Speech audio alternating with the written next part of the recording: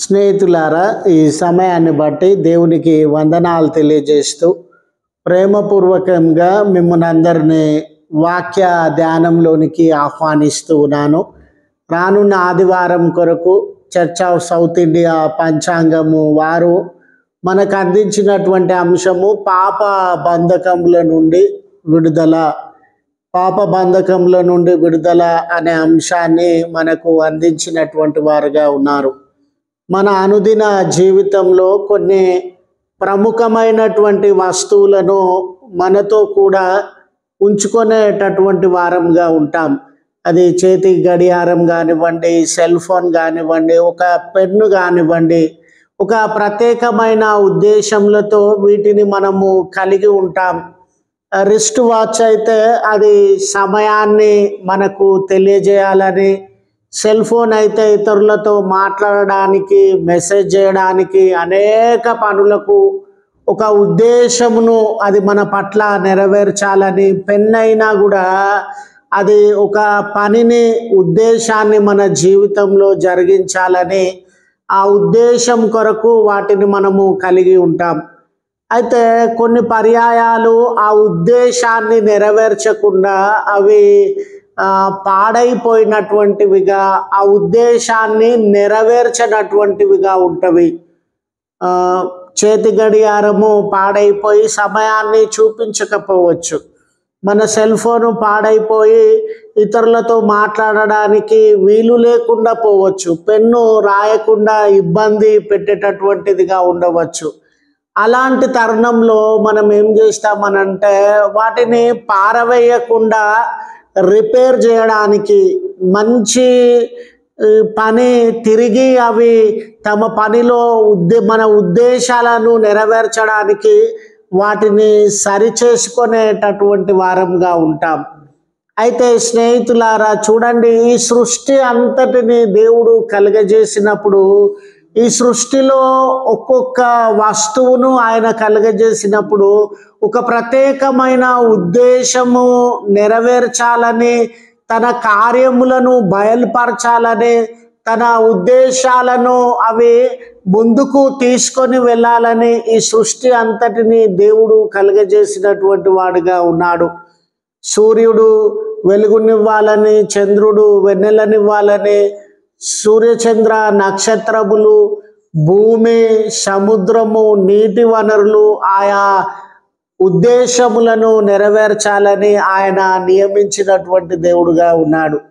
ఇలాంటి తరుణంలో మానవుణ్ణి కూడా దేవుడు ఒక ప్రత్యేక ఉద్దేశం కొరకు నియమించినటువంటి దేవుడుగా ఉన్నాడు. మానవ జీవితానికి కూడా ఒక ప్రత్యేకమైనటువంటి ఉద్దేశములు, ఒక ప్రత్యేకమైనటువంటి నడవడిక ఉండాలని ఆ తలంపుతో దేవుడు మనలను నిర్ణయించినటువంటి దేవుడుగా, కలుగజేసినటువంటి దేవుడుగా ఉండినాడు. ఇలాంటి తరుణంలో పాపము అనేటటువంటి మాటను గ్రీకులో అమర్షియా అని పలికినారు, తెలియజేసినారు.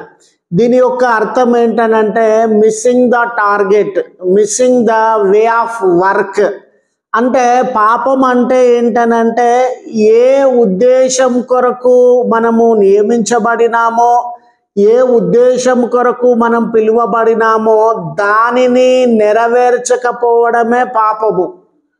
మానవులంగా దేవుడు మనల్ని ఎందుకు ఈ లోకంలో కలుగజేసినాడనంటే, దేవునితో సరి అయిన సంబంధాన్ని కలిగి జీవించాలని, సృష్టితో సరి అయిన సంబంధాన్ని కలిగి జీవించాలని, తోటి మానవుడితో సరి అయిన సంబంధాన్ని కలిగి జీవించాలని.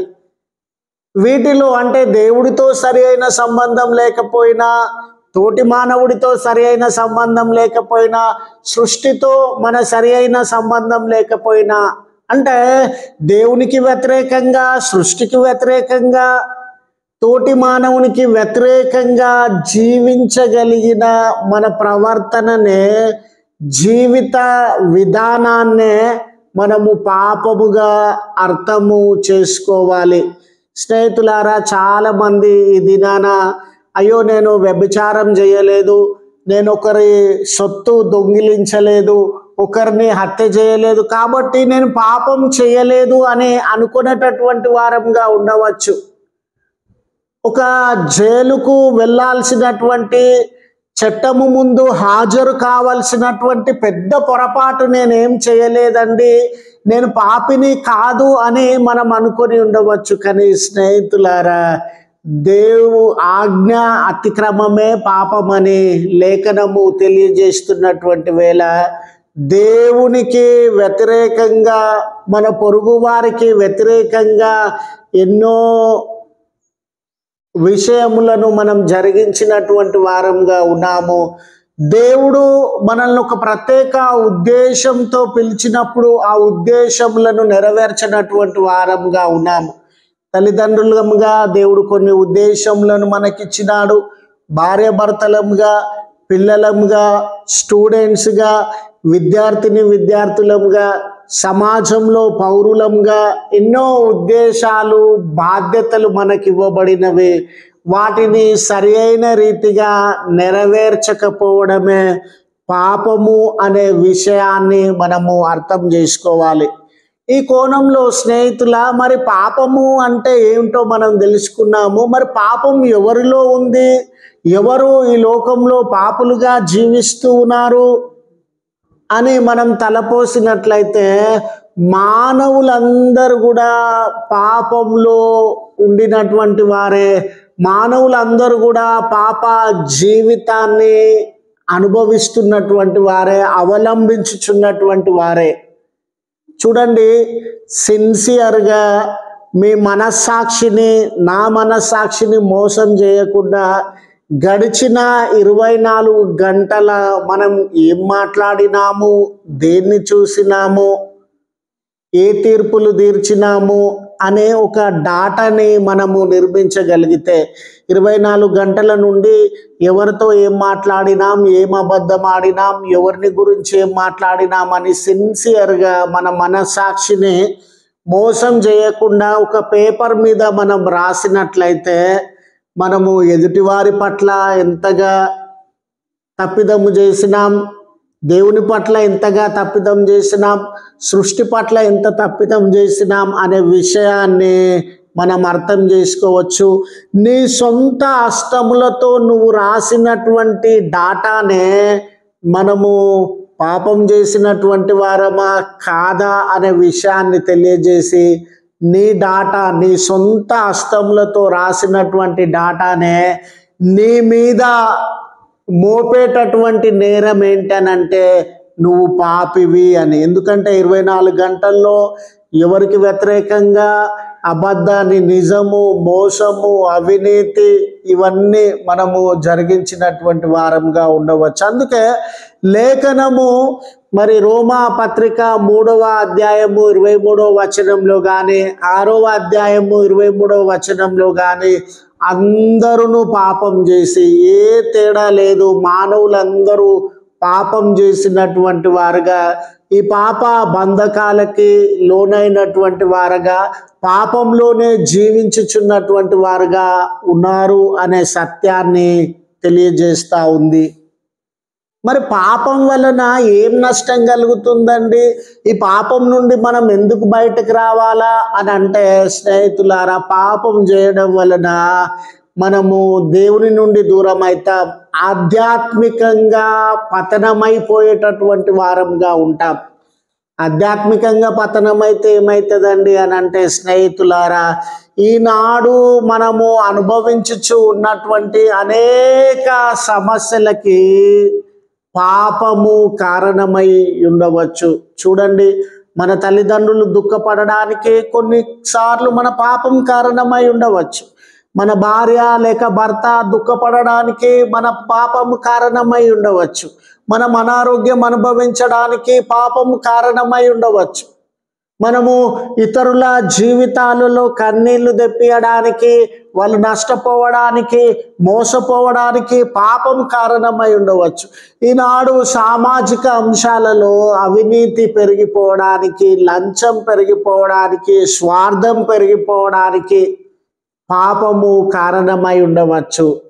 కాబట్టి పాపం అనేది ఆధ్యాత్మిక బంధకాలనే కాదు, మానవ జీవితంలో, సామాజిక జీవితంలో ఎన్నో నష్టాలకి, కష్టాలకి, కన్నీళ్ళకి కారణం అవుతున్నటువంటి వేళ, అంత మాత్రమే కాదు, పాపం వలన వచ్చేటటువంటి జీతము మరణము అనే విషయాన్ని లేఖనము తెలియజేస్తున్నటువంటి వేళ స్నేహితులారా, మరి ఈ ఆధ్యాత్మిక మరణం నుండి, నరకం నుండి మనం తప్పించబడి మన కుటుంబాలు, సమాజము, పరిసరాలు అన్నీ కొంతవరకు నెమ్మదిని అనుభవించాలనంటే ఈ పాప బంధకాలలో నుండి మనం బయటకు రావాల్సినటువంటి అవసరత ఉండింది. మరి పాపం అనేది మానవ జీవితాన్ని ఏ రీతిగా విచ్ఛిన్నం చేస్తుంది అనే విషయాన్ని గమనించినప్పుడు సమూయేలు 2వ గ్రంథము 12వ అధ్యాయము మొదటి 14 వచనాలలో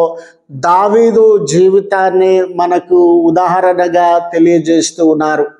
పాపము వినాశనములోనికి, మరణంలోనికి మనల్ని నడిపించేటటువంటిదిగా ఉంది. మనమందరము ఎరిగి ఉన్న రీతిగా సామాన్యమైనటువంటి, సాధారణమైనటువంటి గొర్రెల కాపరిని దేవుడు దావీదును మహారాజుగా అభిషేకించినటువంటి వాడుగా, ఆ బాధ్యతను, ఉన్నతమైనటువంటి స్థితిని అతనికి అప్పగించినటువంటి వాడుగా ఉండినాడు. మానవ దృష్టిలో అధికారం అంటే, మానవ దృష్టిలో పదవి అంటే, మానవ దృష్టిలో రాచరిక వ్యవస్థ అంటే ఎన్నో ఆలోచనలు ఉండవచ్చు. సంతోషించడానికి, సంపాదించడానికి, కూడబెట్టుకోవడానికి, సుఖభోగములను అనుభవించడానికి, వారు కలిగి ఉన్నటువంటి అధికారాన్ని ఎంజాయ్ చేయడానికి, వాళ్ళు కలిగి ఉన్నటువంటి వసతులను ఎంజాయ్ చేయడానికి, ఒకరిని కొట్టడానికి, ఒకరిని తిట్టడానికి, ఒకరిని తొక్కివేయడానికి, ఒకరిని అపహాస్యం చేసి నవ్వుకోవడానికి, మానవ దృష్టిలో అధికారం అనేది ఎన్నో రీతులుగా ఆలోచనలు కలిగినటువంటి వారుగా ఉండవచ్చు. కానీ దేవుని దృష్టిలో రాచరికమైన, అంటే రాజుగా ఉండడమైనా, అధికారంలో ఉండడమైనా, దేవుడు ఒక ప్రత్యేకమైనటువంటి ఉద్దేశములతో దేవుడు ఈ అవకాశాన్ని, అధికారాలను అందించేటటువంటి దేవుడుగా ఉన్నాడు. దేవుని దృష్టిలో రాజు అంటే ప్రముఖమైనటువంటి కావలివాడు, రాజు అంటే ప్రముఖమైనటువంటి సేవకుడు. దేవుని దృష్టిలో రాజు అంటే ప్రముఖమైనటువంటి కాపరి.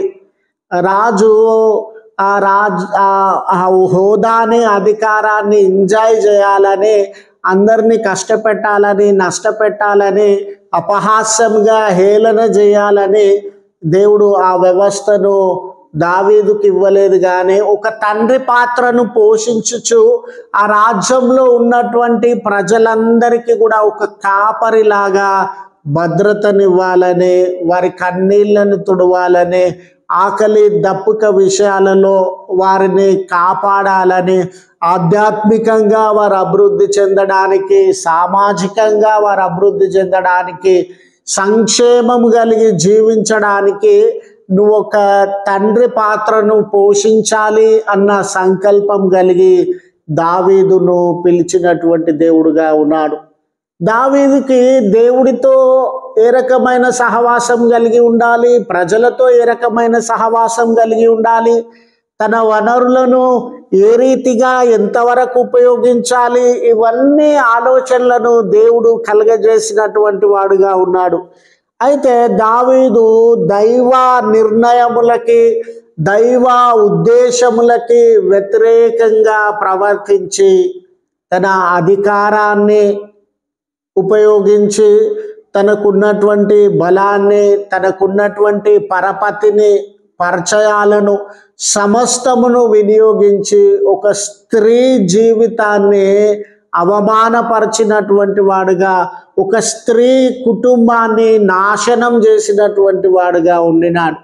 బత్షెబ అనే ఒక సాధారణమైన స్త్రీ, ఒక సాధారణమైన ఉద్యోగి యొక్క భార్య, రాజు స్థాయికి ఆమె ఎదురించలేదు, ఎదురుగా మాట్లాడలేదు, నో అని చెప్పలేదు. అలాంటి సామాన్య కుటుంబానికి చెందినటువంటి స్త్రీ ఎడల అమానుషంగా ప్రవర్తించి ఆమెను చెరచినటువంటి వాడుగా ఉండినాడు. రాజు ఎడల ఎంతో నమ్మకమైనటువంటి సేవకుడిగా, రాజు ఎడల ఎంతో నమ్మకమైనటువంటి సైనికుడిగా బాధ్యతలను నిర్వర్తిస్తున్నటువంటి ఉరియా ప్రాణాన్ని అన్యాయంగా చంపివేసినటువంటి వాడిగా ఉండినాడు. ఇలాంటి తరుణంలో స్నేహితులారా, దేవుని యొక్క ఉగ్రత, దేవుని యొక్క శాపము దావీదు కుటుంబం అంతటిపైకి వచ్చి ఉన్నట్లు మనము గమనించగలం. అంటే పాపం అంటే ఎక్కడికి నడిపిస్తుంది? దేవుని ఉగ్రతలోనికి. పాపం అంటే ఎక్కడికి నడిపిస్తుంది? దేవుని శాపంలోనికి. పాపం అంటే ఎక్కడికి నడిపిస్తుంది? దేవుని తీర్పులోనికి అనే విషయాన్ని మనము గ్రహించగలిగినటువంటి వాడుగా ఉండవచ్చు. మనం అందరం ఎరిగి ఉన్న రీతిగా దావీదు అనేవాడు దేవునికి ఇష్టమైనటువంటి వాడు, దేవునికి హృదయానుసారుడిగా ఉండినటువంటి వాడు, దేవుడి చేత నియమింపబడినటువంటి వాడు, అభిషేకింపబడినటువంటి వాడు. ఎంత గొప్పవాడైనా, ఎన్ని తలాంతులు కలిగినటువంటి వాడైనా, ఎంత గొప్ప స్థితిలో ఉండినటువంటి వాడైనా, ఎన్ని ప్రత్యేకతలు కలిగినటువంటి వాడైనా, ఎన్ని తలాంతులు కలిగినటువంటి వాడైనా, పాపము అనేది దేవుని నుండి ఆ వ్యక్తిని దూరం చేస్తుంది. దేవుని యొక్క అనుగ్రహము నుండి, దేవుని యొక్క దీవెన నుండి ఆ వ్యక్తిని దూరం చేస్తుంది అనే సత్యాన్ని మనము గ్రహించాలి. చూడండి, అక్కడ ఉరియా మరణానికి కారణమైనాడు, బత్షెబ కుమారుని యొక్క మరణానికి కారణమైనాడు. ప్రవక్త అతని దగ్గరికి వచ్చి అన్యాయంగా, నీ దగ్గర ఎన్నో గొర్రెలు ఉండగా ఒక పేదవాడి గొర్రెను అన్యాయంగా నువ్వు చంపి తిన్నావు అనే ఆ నేరాన్ని అతని మీద మోపుతూ ఉన్నాడు. ఆ రక్తాపరాధము నీ పైన, నీ కుటుంబం పైన ఉంటుంది అని ఆయన హెచ్చరిక చేసినటువంటి వాడిగా ఉండినాడు. కాబట్టి స్నేహితులారా, పాపము వినాశనంలోనికి, పాపము మరణంలోనికి నడిపిస్తుంది కనుక పాపం వలన నీ జీవితంలో, నా జీవితంలో, మనందరి జీవితాలలో కలుగుతూ ఉన్నటువంటి ఈ వినాశనాన్ని, ఈ మరణాన్ని మనము బంధకములను తప్పించుకోవాలనంటే ఎవరు మనల్ని తప్పించాలి? బలహీనతల నుండి ఎవరు తప్పించాలి? ఈ బంధకాల నుండి ఎవరు తప్పించాలి? ఈ మరణం నుండి అని మనం తలపోసినట్లయితే జీవాధిపతి అయినటువంటి, రక్షకుడైనటువంటి యేసుక్రీస్తు మాత్రమే మన పాప బంధకముల నుండి మనలను విమోచించగలిగినటువంటి విమోచకుడు, రక్షకుడు. మనం చదివి ఉన్నటువంటి సువార్తల పాఠ్యభాగము మార్కు సువార్త 2వ అధ్యాయము మొదటి 12 వచనాల నుంచి గమనించినట్లయితే పాప బంధకముల నుండి యేసు ప్రభువు విమోచన అనుగ్రహించువాడు, ఆయన విమోచకుడు. చూడండి, అక్కడ ఆ పక్షవాయువు కలిగినటువంటి వ్యక్తి విషయంలో అందరూ తలపోస్తూ ఉన్నటువంటి సందర్భం. ఆనాటి యూదుల యొక్క ఆలోచన విధానాన్ని మనము గమనించినట్లయితే, యూదులు ఒక వ్యక్తి అనారోగ్యంతో బాధపడుతూ ఉన్నాడు అనుకోండి, తీవ్రమైన అనారోగ్యంతో బాధపడతా ఉంటే యూదులనే కాదండి, ఈ రోజుల్లో కూడా మనకున్నటువంటి సామాన్యమైన అభిప్రాయం ఏంటంటే, ఇతడు ఎన్ని పాపములు చేసి ఉన్నాడో అందుకే ఈ ఘోరమైన అనారోగ్యాన్ని అనుభవిస్తూ ఉన్నాడు. ఇతడు ఎన్ని తప్పిదములను చేసి ఉన్నాడో అందుకే ప్రతిఫలంగా ఈ శిక్షను, అనారోగ్యాన్ని అనుభవిస్తూ ఉన్నాడని మనం పలుకుతాం కదండి.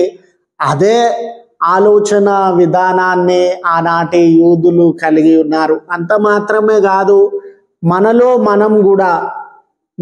మనం కూడా ఏదైనా తీవ్రమైన అనారోగ్యానికి, లేవలేని స్థితికి, స్వస్థత పొందలేని స్థితికి వెళ్ళి దినదినము మన ఆరోగ్యము క్షీణించుచున్నటువంటి వేళ, అయ్యో దేవా, నేను ఏం తప్పిదం చేసిన దేవా అని ఆ అనారోగ్య విషయంలో మన తప్పిదములన్నిటినీ మనం గుర్తు చేసుకుంటామండి.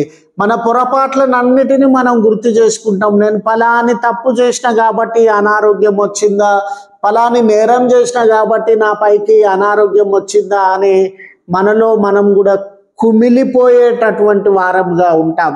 ఇలాంటి తరుణంలో చూడండి, పక్షవాయువు కలిగినటువంటి వ్యక్తిని కొంతమంది ప్రభుల వారి యొద్దకు మోసుకొని రావాలని ప్రయత్నం చేసినారు. ఒక ఇంటిలో ప్రభుల వారు ఉండినారు. ప్రభుల వారి యొద్దకు రావడానికి ఆ తలుపు దగ్గర నుండి స్థలం లేకుండా ఆయన చుట్టూ చాలా మంది చేరి ఉన్నారండి. ఆయన చుట్టూ చాలా మంది ఉన్నారు. ఆయనతో పని ఉందో లేదో తెలియదు. ఆయన మాట శ్రద్ధగా వింటున్నారో లేదో తెలియదు. చూడండి, అలా చేరి ఉన్న వారిలో పరిసయ్యులు ఉండవచ్చు, సద్దుకయ్యులు ఉండవచ్చు, ఆనాటి మత నాయకులు, విరోధమైన భావం కలిగినటువంటి వారు, రాజకీయాలు చేసేటటువంటి వారు, ప్రభువు మాటను వ్యతిరేకించేటటువంటి వారు, ఆయన మాటలో తప్పిదము వెతకాలనుకునేటటువంటి వారు, ఇలాంటి వారందరూ ఆయన చుట్టూ చేరి ఉన్నారు. ఒక బలహీనుడు ఆయన యొద్దకు రాకుండా, అవసరత కలిగినటువంటి వ్యక్తి ఆయన యొద్దకు రాకుండా, స్వస్థత పొందాల్సినటువంటి వ్యక్తి ఆయన యొద్దకు రాకుండా వీరందరూ చుట్టూ చేరినటువంటి వారుగా ఉండినారు. ఈరోజు స్నేహితులారా, యేసు ప్రభు చుట్టూ మనం ఉండినాం. ఒక సామాన్యుడు ఆయన యొద్దకు రాకుండా. చూడండి, మన జీవితములు అనేకులకు ఆటంకంగా ఉన్నవి అనే విషయం మనం గ్రహించాలి. మన రాజకీయాలు అనేకులకు ఆటంకంగా ఉన్నవి అనే విషయాన్ని మనం గ్రహించాలి. మన విపరీత ధోరణి, విపరీతమైనటువంటి మాటలు, విపరీతమైనటువంటి పోకడలు, విపరీతమైనటువంటి జీవిత విధానాలు, అరే ఇలాంటి వ్యక్తులు క్రైస్తవులా అండి? ఇలాంటి వ్యక్తులు క్రైస్తవులా అండి? క్రైస్తవులలో ఇలాంటివి కూడా కనబడతాయా అండి? క్రైస్తవులు చర్చ్ దగ్గర ఇన్ని రాజకీయాలు చేస్తారా అండి అనే ధోరణి ప్రజలు గమనించగలిగితే, సామాన్యులు గమనించగలిగితే ఆ చర్చికి రాగలరా? ఆ చర్చిలో సహవాసం చేయగలరా? ఆ చర్చిలో యేసు ప్రభుల వారిని దర్శించగలరా?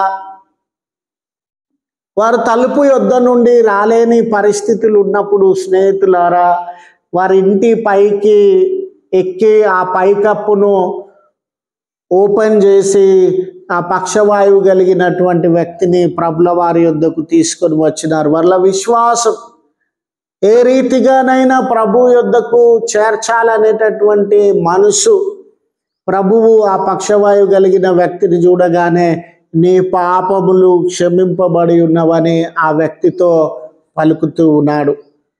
చూడండి స్నేహితులారా, ఆయన మానసికంగా నాలో ఏదో పాపం ఉండింది, మానసికంగా కుమిలిపోతూ ఉన్నటువంటి వేళ ఆ మానసికమైనటువంటి నెమ్మది ఆ మాట ద్వారా నీ పాపములు క్షమింపబడి ఉన్నవి అని.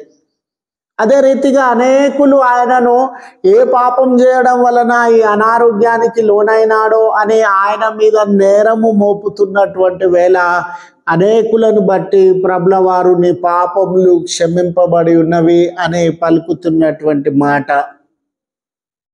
వాళ్ళు చాలా మంది ఈయన ఎవరు పాపములను క్షమించడానికి? దేవుడికి ఒక్కడికే పాపములను క్షమించే అధికారం ఉంది కదా, ఈయనలో ఏ అధికారం ఉందని పాపములను క్షమిస్తూ ఉన్నాడని అంటే, చూడండి, ఆయనకు పాపములను క్షమించే అధికారం ఉందని, ఆయన పాపములను క్షమించడానికి తగినటువంటి దేవుడని రుజువు చేయడానికి ఆ పక్షవాయువు కలిగినటువంటి వ్యక్తిని క్షణ మాత్రంలో ఆయన స్వస్థపరిచినటువంటి వాడుగా ఉన్నాడు.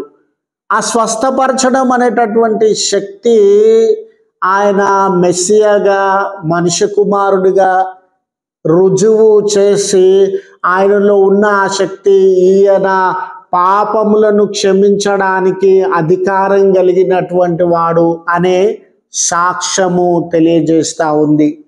ఈరోజు నా జీవితంలోనైనా మనందరి జీవితాలలోనైనా మన పాపములను క్షమించడానికి ఆయన అధికారం కలిగినటువంటి వాడు.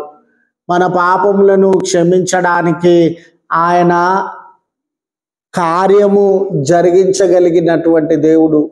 మన పాపముల విమోచన కొరకే ఆయన తన రక్తాన్ని ధారపోసి మన పాపములను పరిహారము చేసినటువంటి వాడు గనుక, మన పాపముల కొరకు ఆయన తన శిలువ యాగాన్ని జరిగించినాడు గనుక, మన పాపములను క్షమించడానికి ఆయన మాత్రమే అధికారం కలిగినటువంటి వాడని మనందరము ఆయనను సమీపించి మన పాపం విషయంలో ఆయన యుద్ధకు రావాల్సినటువంటి వారంగా ఉన్నాం. నిజమే, ప్రభుల వారు మన పాపములను క్షమించడానికి తగినటువంటి వారు, మన పాపములను క్షమించడానికి అధికారం కలిగినటువంటి వారు. అయితే మనం ఎట్టి హృదయంతో ప్రభుల వారి యుద్ధకు రావాలి? ఏ హృదయంతో ప్రభుల వారి యుద్ధకు వచ్చి ఉన్నప్పుడు ఆయన మన పాపములను క్షమించేటటువంటి వాడుగా ఉంటాడనంటే, ఇక్కడ కావాల్సింది ఏంటనంటే పశ్చాత్తాపం అండి. పశ్చాత్తాపం కలిగిన ఆ మనసుతో మనము ప్రభుల వారి యుద్ధకు రావాల్సినటువంటి వారంగా ఉన్నాం. మరి ఈ పశ్చాత్తాపం అంటే ఏంటి అనంటే, నేను చేస్తూ ఉన్నటువంటి క్రియలు, మాటలు, ఆలోచనలు, జీవిత విధానము తప్పు అని మనము గ్రహించగలిగినటువంటి వారంగా ఉండాలి. ఆ తప్పు మన వలన జరిగిందని నిజమైనటువంటి చింతను మనము ప్రదర్శించేటటువంటి వారంగా, అయ్యో నా వలన తప్పు జరిగిందే దేవా, నా వలన తప్పు వలన వీళ్ళందరూ నష్టపోయినారు, వీళ్ళందరూ కన్నీరు విడిచినారు, నా తప్పు వలన నీకు దూరమైనటువంటి వాడనిగా ఉన్నాను, నన్ను క్షమించుము అనే ఆ మనసు మనలో కలిగి ఉండాలి. అదే పశ్చాత్తాపము. ఈ రోజుల్లో స్నేహితులారా, చాలా మంది గిఫ్ట్ ఓరియంటెడ్గా ఉన్నారండి. నిజమైనటువంటి మారు మనసు కానీ, నిజమైనటువంటి మానసిక కదలిక కానీ మానవులలో రాకుండా గిఫ్ట్ ఓరియంటెడ్గా ఉన్నారు. మానవ జీవితాలు, విశ్వాసుల జీవితాలు ఏ రీతిగా తయారైనాయి అని అంటే, మనం అవినీతి చేయొచ్చు, అన్యాయం చేయొచ్చు, ఇష్టానుసారంగా జీవించవచ్చు, కొంత డబ్బు దేవునికి ఇస్తే సరిపోతుందండి అనే ఆలోచన ధోరణి కలిగినటువంటి, 1 కోటి రూపాయలు దేవునికి ఇవ్వాలా లేకపోతే 1,00,000 రూపాయలు దేవునికి ఇవ్వాలా? మీరు చూడండి, చాలా మంది ఇచ్చేటటువంటి సాక్ష్యాలను గమనించండి. మేము ఒక 2 టీవీ ప్రోగ్రాంలకి సహాయం చేస్తే మాకు స్వస్థత కలిగిందండి, 2 టీవీ ప్రోగ్రాంలకి సహాయం చేస్తే మేము పాపంలో నుండి బయటకు వచ్చినామండి, 2 టీవీ ప్రోగ్రామ్స్కి స్పాన్సర్ చేస్తే మా కుటుంబాన్ని ఆవరించబడిన బంధకాలన్నీ తొలగిపోయినాయండి అని సాక్ష్యం ఇచ్చేటటువంటి వారిని చాలా మందిని మనం గమనిస్తూ ఉన్నాం. ఇక్కడ బహుమానాల వల్ల ఒరిగేదేమి లేదండి. లేక ఫలాని సేవకుని వద్దకు వెళ్తే మాకు మేలు జరిగిందండి, ఫలాని సేవకుడు పాడినప్పుడు, ఫలాని సేవకుడు బోధించినప్పుడు, ఫలాని సేవకుడు ప్రార్థన చేసినప్పుడు ఈ మార్పును మేము చూడగలిగినామనంటే, స్నేహితులారా, వాళ్ళలో మార్పు కలగడం కాదు, మనలో మార్పు కలగాలి. ఇక్కడ సేవకుడు ఎంత గొప్పవాడైనా ప్రయోజనం లేదండి. మన బంధకంల నుంచి మనం బయటికి రావాలనంటే, మన పాప శాపముల నుండి మనం బయటికి రావాలనంటే, వ్యక్తిగతంగా మనము పశ్చాత్తాపము పడాల్సినటువంటి అవసరత ఉంది అనే సత్యాన్ని గుర్తు చేస్తూ ఉన్నాను. చూడండి, ఈ భాగంలో అపోస్తుల కార్యములు 8వ అధ్యాయము 9వ వచనము మొదలుకొని 25వ వచనం వరకు గమనించినట్లయితే, సమరయ అనే ప్రాంతంలో గారడివాడైనటువంటి సీమోను తన గారడి విద్య చేత అనేకులను విస్మయానికి గురి చేసినాడు. మ్యాజిక్ ఉంటుంది కదండి, ఆ మ్యాజిక్ చేత కొన్ని క్రియలను కనబర్చి అతడు చాలా మందిని ఆకర్షించినాడు, విస్మయానికి గురి చేసినాడు. అబ్బా, దేవుని మహాశక్తి అంటే ఇదేనేమో అని అందరూ అభిప్రాయపడినటువంటి వారుగా ఉండినారు.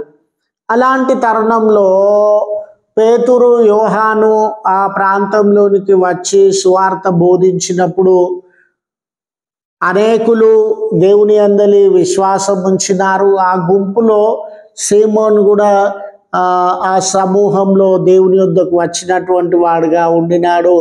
అయితే పేతురు, యోహాను ఆ వ్యక్తుల మీద చేతులుంచిన సందర్భంలో అందరూ పరిశుద్ధాత్మను పొందడాన్ని ఈ గారడి వాడైనటువంటి సీమోను గ్రహించి, నిజమే పరిశుద్ధాత్మ పొందడం అనేది ఈ గారడి విద్యలన్నిటికంటే ఉన్నతమైనటువంటిదని ఆయన గ్రహించి కొంత లంచాన్ని పేతురు, యోహానులకిచ్చి, నాకు కూడా ఈ వరాన్ని అందించండి, నేను ఎవరి మీద చేతులు ఉంచెదనో వారందరూ పరిశుద్ధాత్మ పొందాలి అని వారి ఎదుట కొంత లంచాన్ని ఉంచినటువంటి వాడిగా ఉన్నాడు.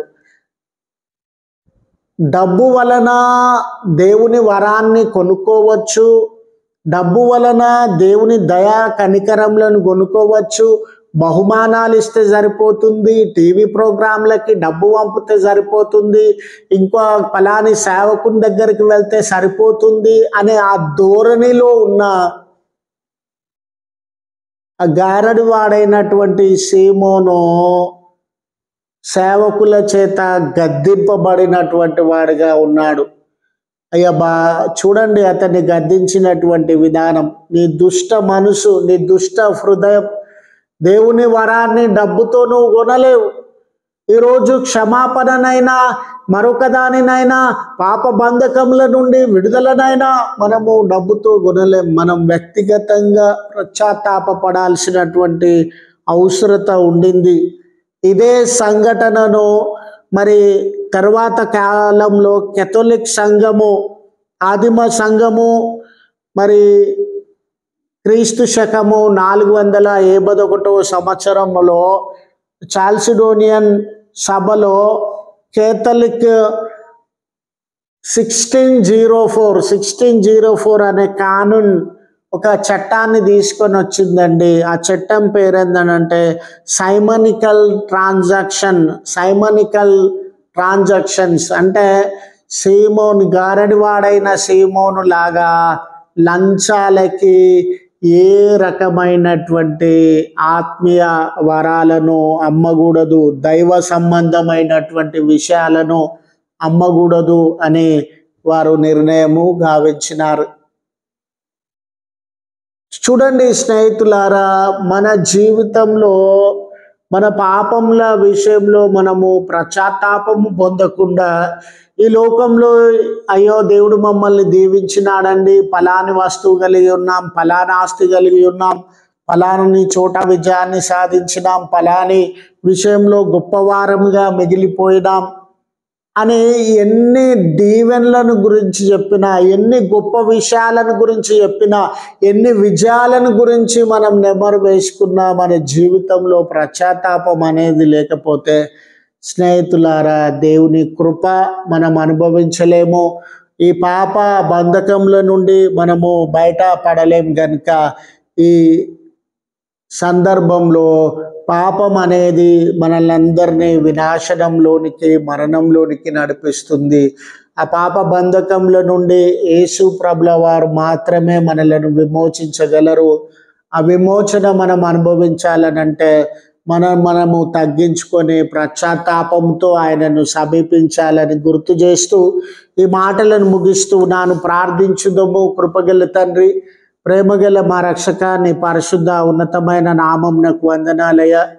పాప బంధకముల నుండి మమ్మల్ని విమోచించుట కొరకే ఈ లోకంలో మీరు జన్మించి శిలువ యాగమును సలిపి ఆ శిలువ యాగము ద్వారా మా పాపములనన్నిటినీ పరిహరించి పాప బంధకములలో నుండి మమ్మను విమోచించినటువంటి దేవుడవుగా ఉండినావు గనుక దయగల తండ్రి, మా పాపముల విషయమై మేము చింతించుచు మిమ్మల్ని సమీపించి నిజమైన మనసుతో మా పాపములను ఒప్పుకొని మీ నుండి ఆ క్షమాపణ పొందే ఆధిక్యత, అవకాశము మా జీవితంలో యందు మీరు అనుగ్రహించి మమ్మను బలపరచుమని, మా ప్రార్థనలను అంగీకరించమని క్రీస్తు పేరట వేడుకొనుచు ఉన్నాము తండ్రి. ఆమెన్.